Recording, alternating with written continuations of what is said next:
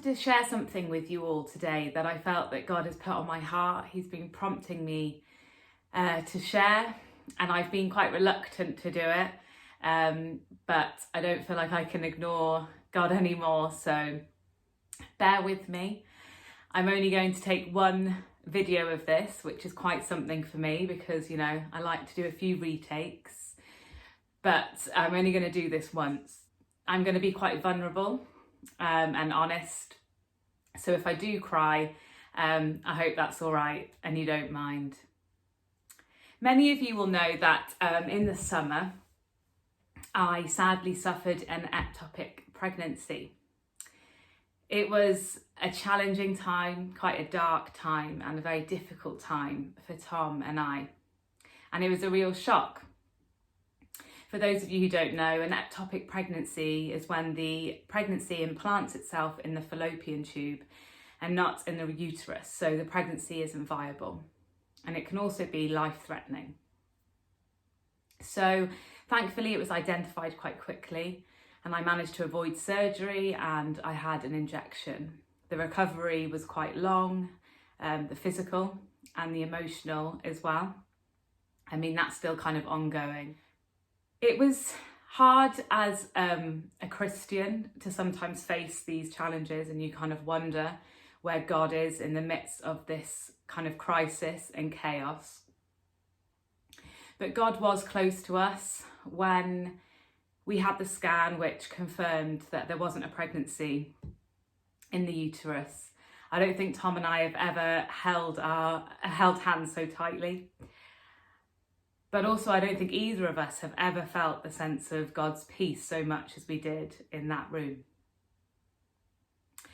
As the days went on and I had to head to hospital, I did feel a real sense of God's peace.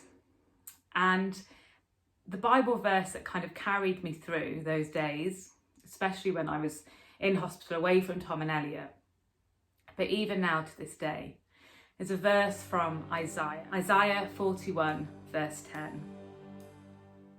So do not fear, for I am with you. Do not be dismayed, for I am your God. I will strengthen you and help you. I will uphold you with my righteous right hand. We live in a broken and messy world. Life sometimes is confusing, and sometimes there's no answers to the things that we have to walk through. We are now all facing another lockdown.